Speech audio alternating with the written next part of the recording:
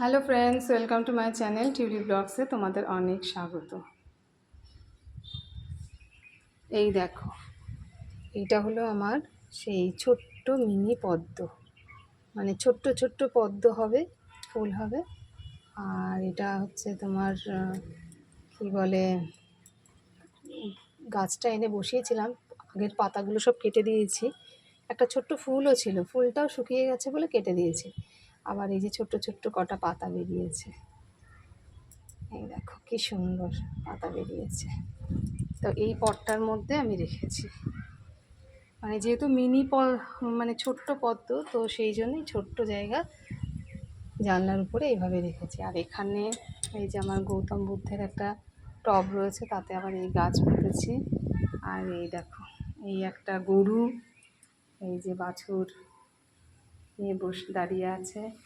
আর এই যে আমার তুলসী গাছ, এইটা আমার তুলসী মন্দির। এই যে আমি পুজো দিয়েছি। তো আমি কি করি, যখন পুজো দিই এখানেও কিছু নয়নতারা ফুল এরকম জলের উপরে দিয়ে রাখি, দেখতে কি সুন্দর লাগে, ওই জন্য দিয়ে রাখি।